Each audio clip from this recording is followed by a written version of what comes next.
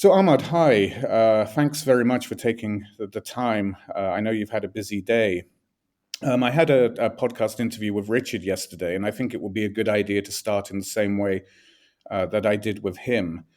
We're coming up to the first anniversary of the November 2020 ceasefire agreement. Where do you think Armenia and Azerbaijan are now in terms of progress towards what we can all hope is an eventual peace? Do you think the signs are positive or negative?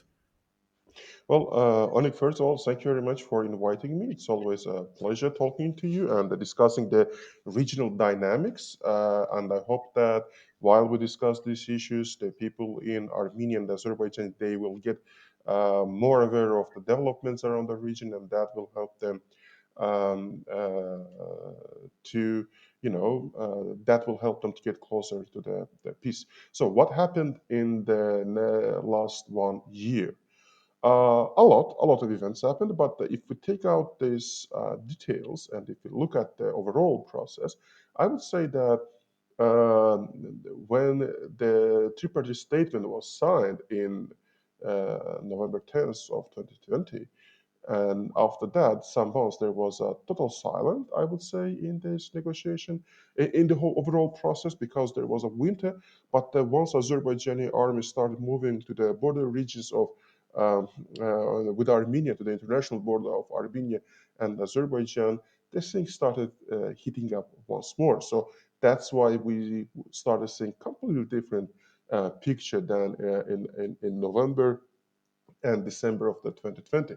And then there was a lot of discussions on various topics. So public and the media agenda was full of the information about mine clearance activities in Azerbaijan and conflict-related detainees, Armenian detainees in Azerbaijan. So these issues were discussed a lot.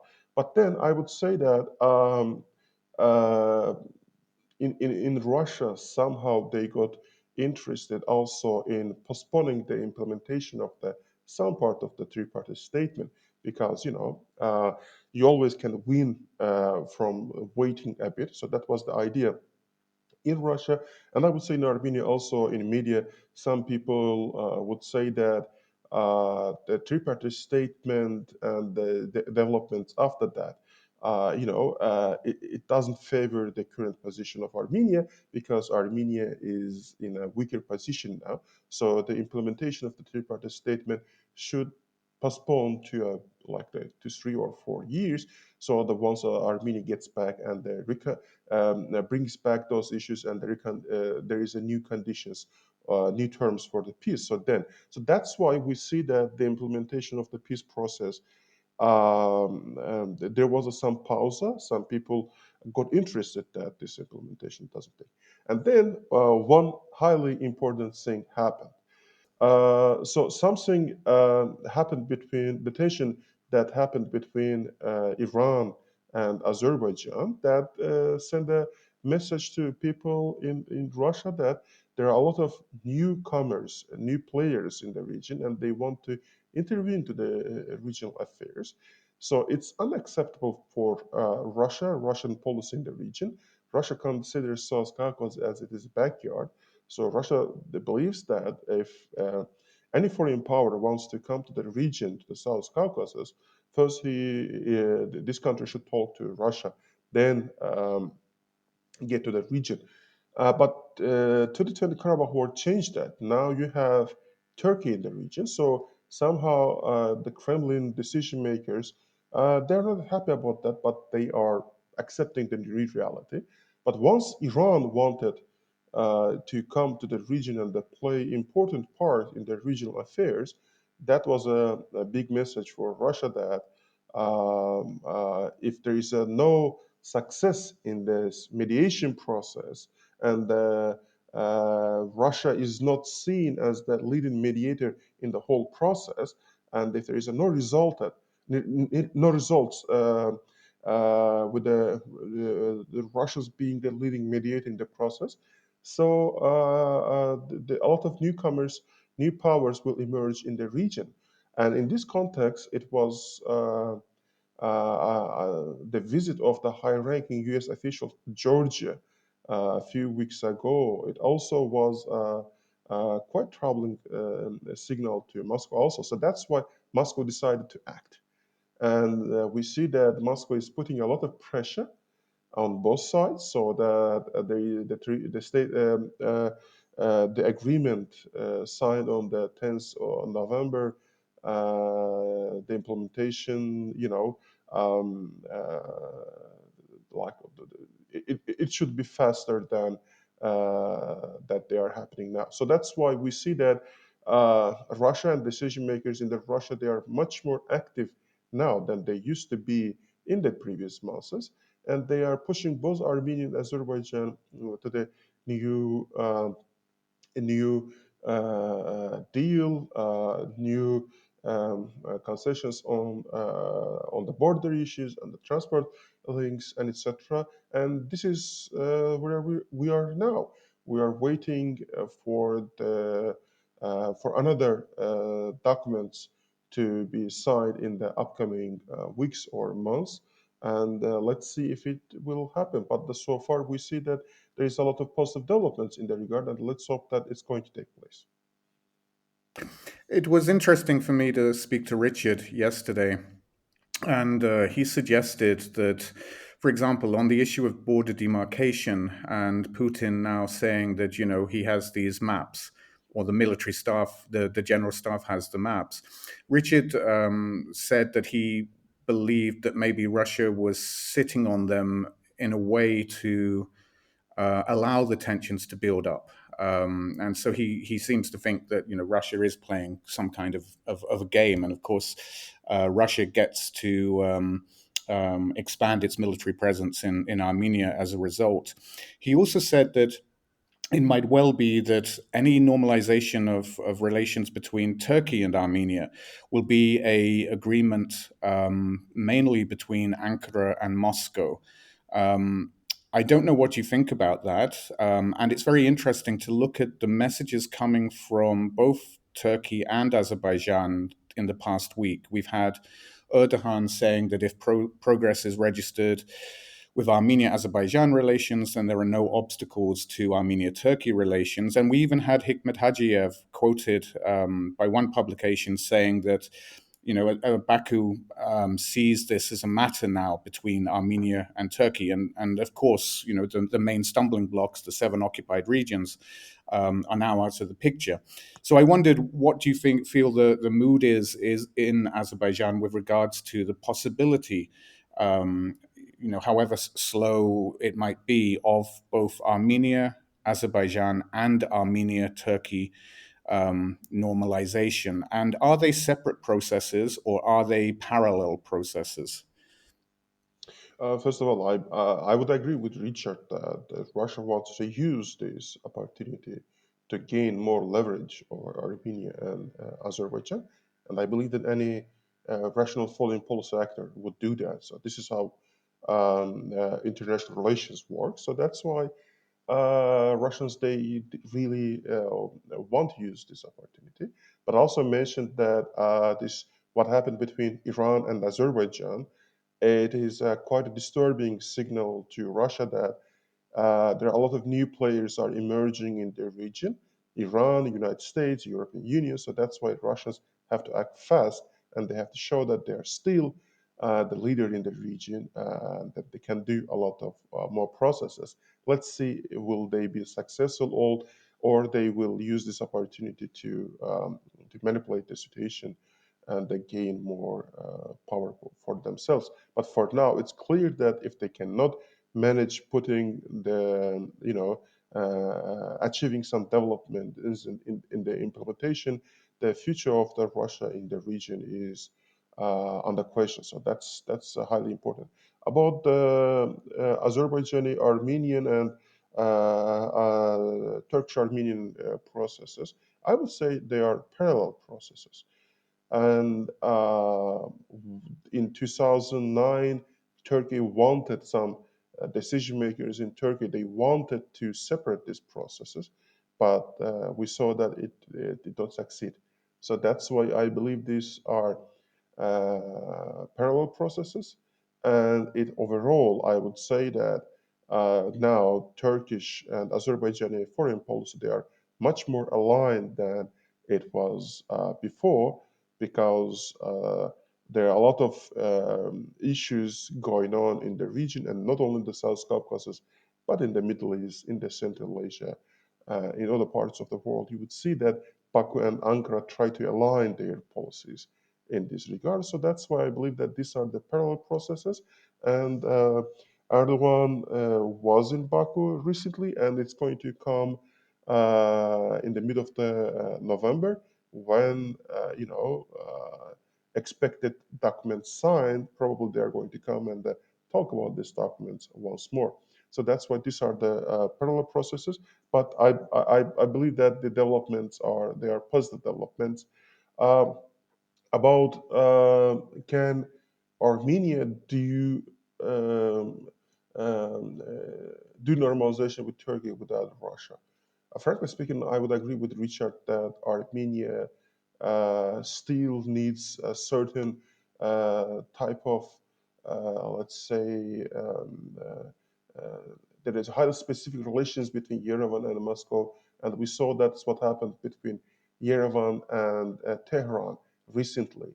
Tehran wanted to come much closer to Armenia, but at some point they understood that Russian-Armenian relations are a big problem for Yerevan to come closer to Iran. So that's why Abdullahian, the head of the Iranian MFA, he had to fly to Moscow and negotiate on this issue in Moscow. So I believe that the same principles can be applied to the Turkey and Armenian relations. Even if Turkey decides to come much closer to Armenia, it should be aligned with the Russian policy in Armenia.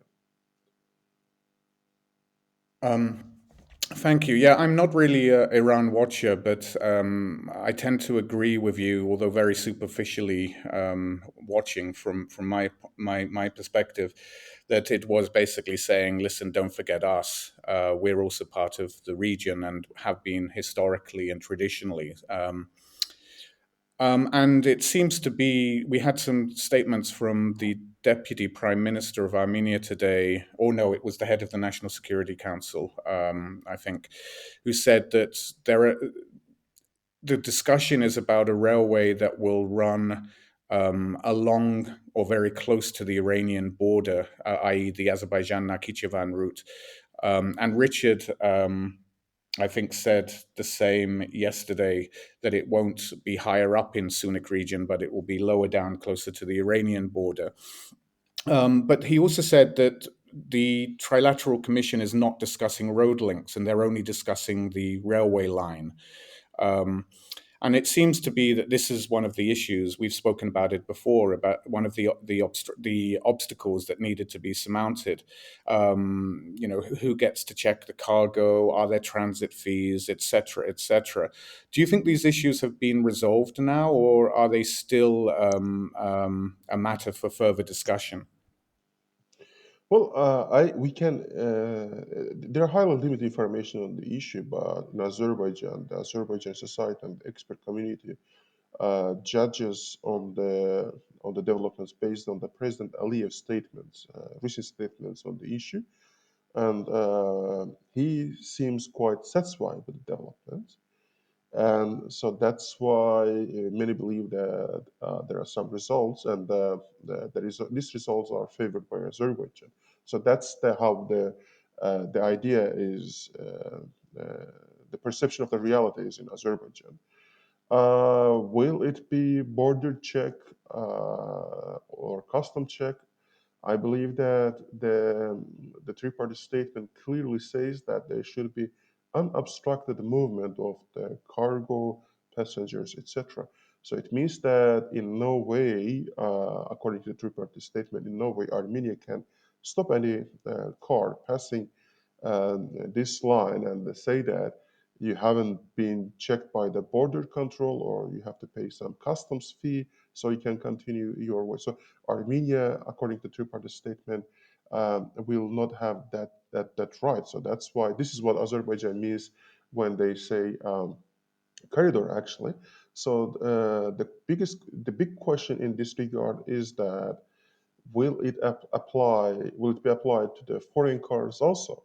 So what we saw in Goris-Kapan Road that recently Azerbaijan started new, implement a new rules there.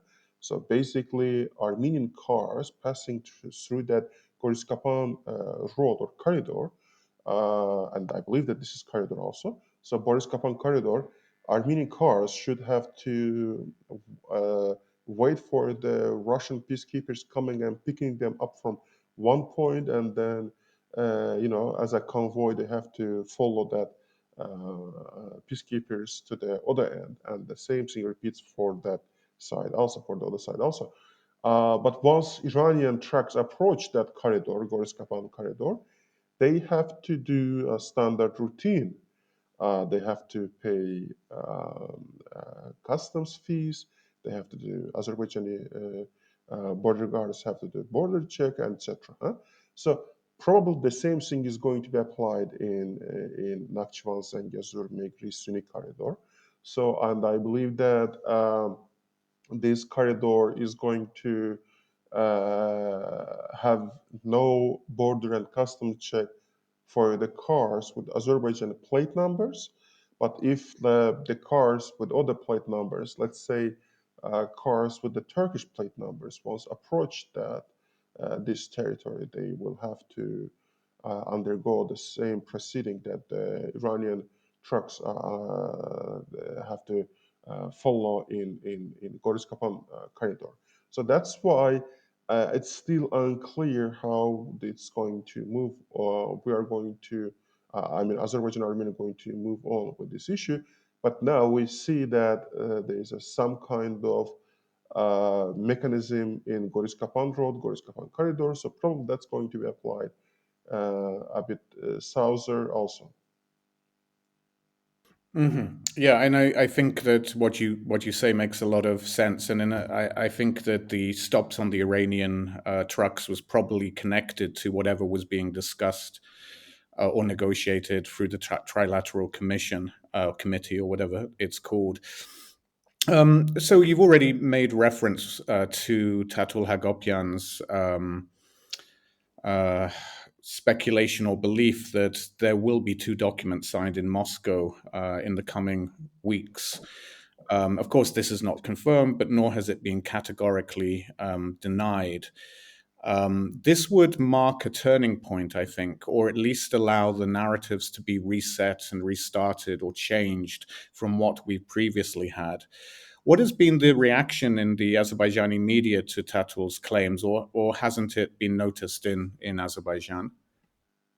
Well, it was noticed. It was not well, and a lot of people talk about that. But again, it is in the local media mostly first to the head of the state, President Aliyev, on this issue, and then to the statements from Armenia.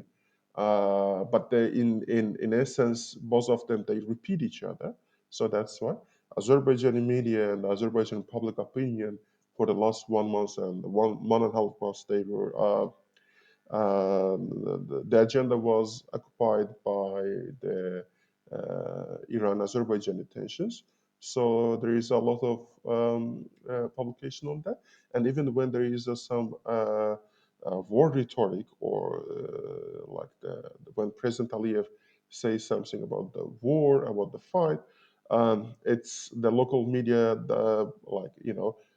usually the local audience, they tend to interpreted as the message toward Iran rather than toward Armenia. So there's a confusion on that right now on these two issues.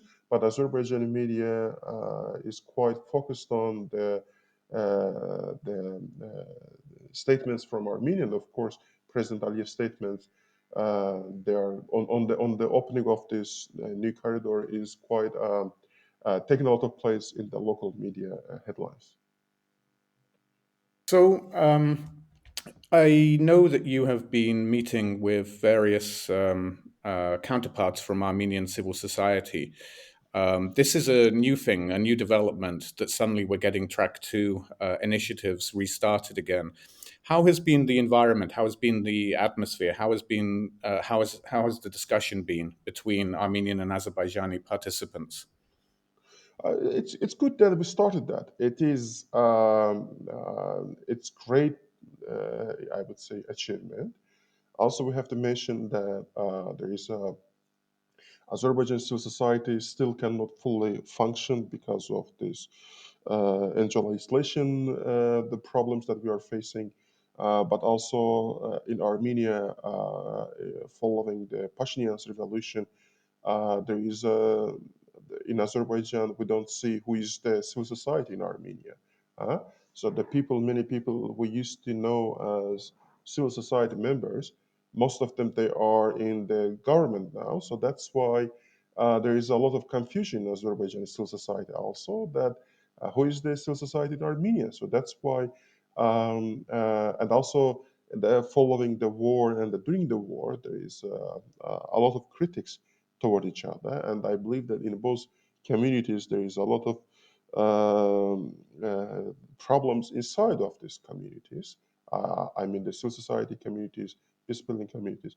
So that's why, taking into account all of these developments, I believe that it's great that we could achieve we could do this meeting. It's a great achievement. Azerbaijanis and Armenians they could meet and talk to each other. They both showed that there is, no matter what, we can meet and talk. That's great. And now we have to make sure that the mistakes that we did in the past, we don't repeat that. Basically, because of the failure of the intelligentsia, both in Armenia and Azerbaijan, peace builders, both in Armenia and Azerbaijan, because of their failure, we have more than 7,000 young men lying under the ground now.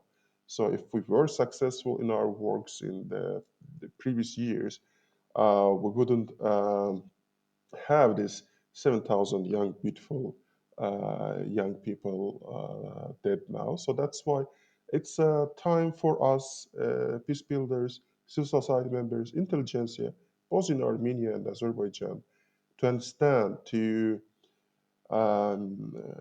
analyze what we did wrong in the past and confess that mistakes and start moving on. It's highly important that we understand that what we did wrong in the past, and also we need more genuine representatives of the peace building communities. I'm deeply saddened that such great persons, such as a great person such as Vanyan, he left us under these conditions, under this time when we needed him more than ever, frankly speaking. I hope that there will be a lot of people trying to do what he did, but we, in the future, we are going to need much more genuine peace builders, peace wishers, the people who are working for the peace between Azerbaijan and Armenia. And it is time that we think that to understand what we did wrong in the past and move on. So that's why this kind of meetings are a great achievement.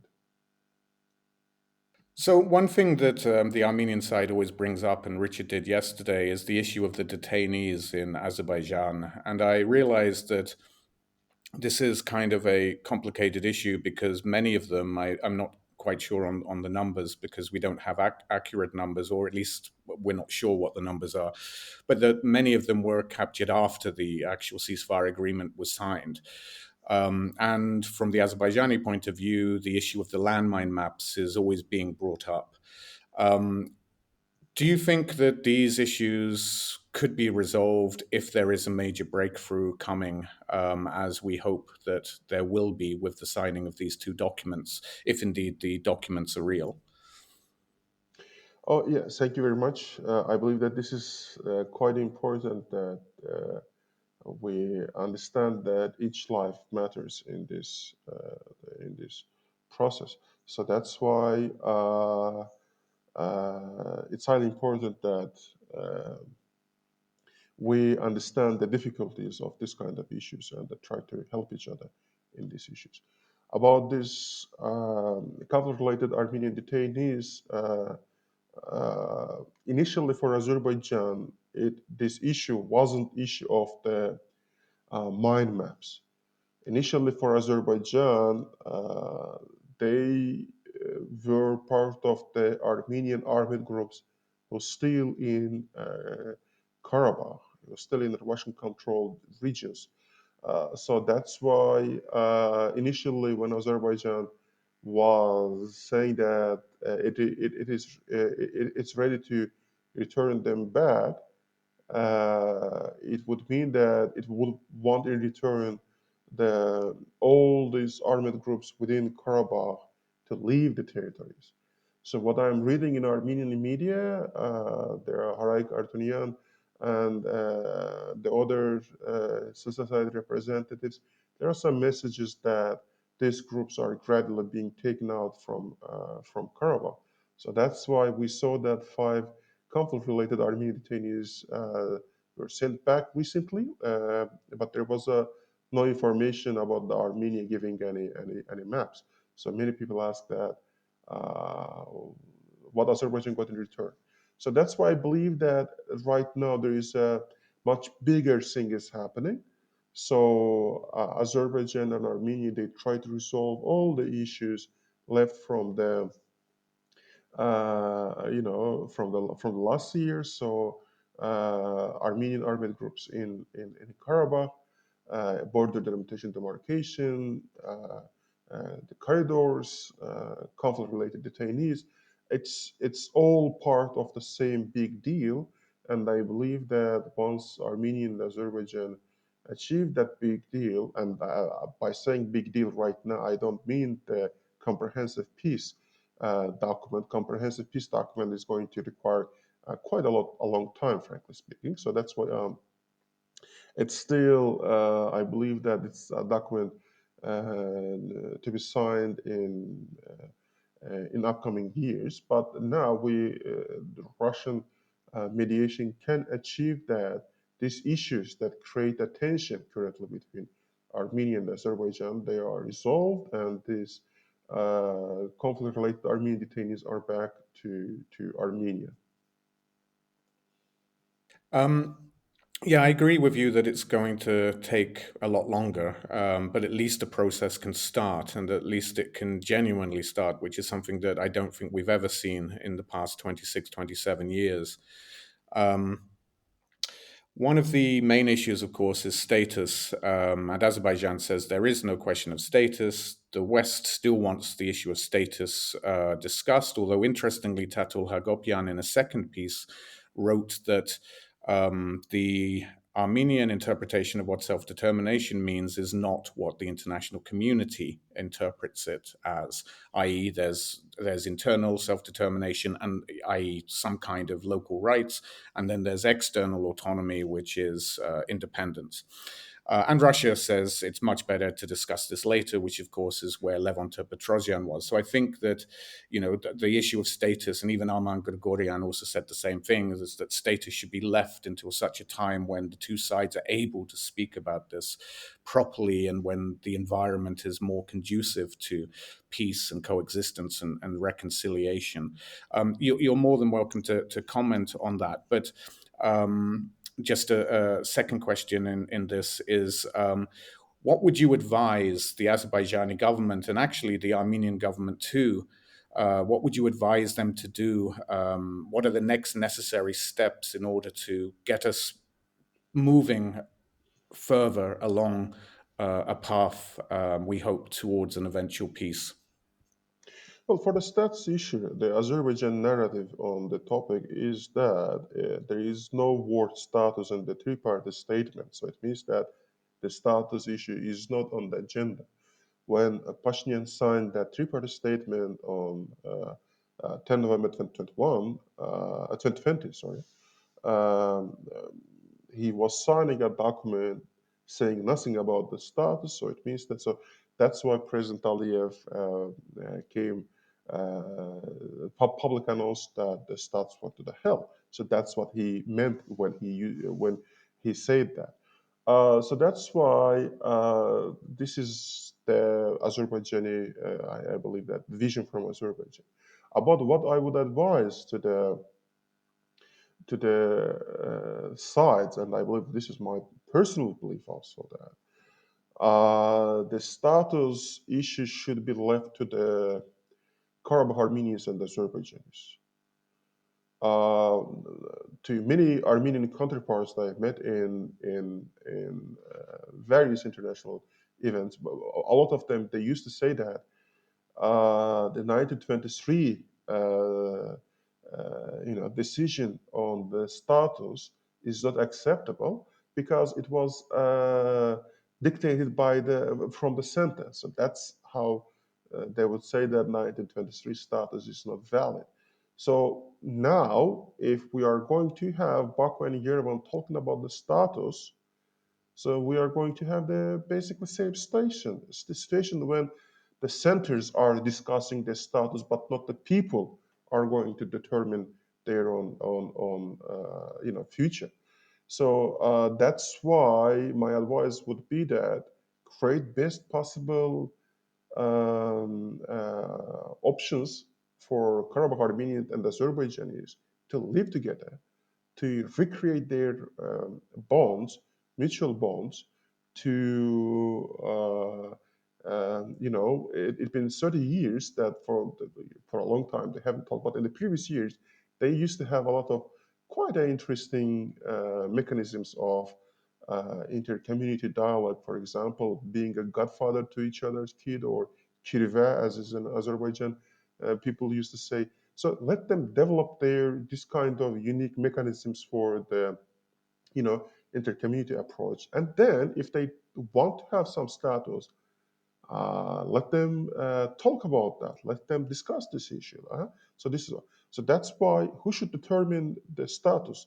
The centers, Baku or Yerevan, or it should be left to the Karabakh Armenian and Azerbaijanis once they are back to their places, once they create mutual bonds that they lost for the last 30 years. And after that, they have to talk about their future. So this is the how health process should go on. So that would be my advice both to the decision makers in Armenia and in Azerbaijan. Just one question that just occurred to me after listening to you there. I remember Benjamin Pogosyan saying in a podcast, and I don't know how well informed he is on this, that one of the discussions that is taking place between Armenia and Azerbaijan regards the return of ethnic Armenians to Shusha and also to Hadrut. Azerbaijan wants them to become Azerbaijani citizens, however, in order to do this. But what was the interesting thing was that he says that there was also talk about the return of Azerbaijanis to the territories of the Nagorno Karabakh Oblast, especially around Khojaly and also Stepanakert. Have you heard anything along the same lines that this is a consideration in Baku? Yeah, sure. Like the Baku is quite comfortable on this issue. Baku feels that demographically it has upper hand, so that's why in Baku many people would favor this kind of outcome. I would say even that they are favoring the idea that return of Azerbaijanis back to Armenia and Armenians back to Azerbaijan Baku. So this kind of even scenarios for the future are discussed in some expert groups in some expert communities. So that's why it's not something unrealistic for Azerbaijan. I believe that this is more than possible. And I have to apologize to you because I promised you this wouldn't last longer than 25 minutes, and here we are now approaching 35. So So probably I thank you for your. talked too much, so that's why. No, no, no. It's all been interesting, Ahmad. Thank you. My But I'd pleasure. like to end. I'd like to end just by giving you the last word. Is there anything you would like to add as we approach the first anniversary of the ceasefire? It can be on any issue that you feel as though needs to be raised in this podcast. Well, I like your questions. They are quite up to the point, and if I don't know how to express my like the loss of Vanyan, it affected many of us. So I would love to mention his name once more. I believe that he's a person whose work should be continued and never forgotten. So that's why I would love to use this opportunity not to talk about some issues, but to talk about the person who really deserves to be talked about. So thank you, Vanyan, and rest in the peace. Thank you very, very much for that, Ahmad. It's a pleasure to speak to you as always, and I hope and I apologize for not being able to meet up with you last time you were in Georgia, but next time, okay? Yep. Thank you very much. It was my pleasure.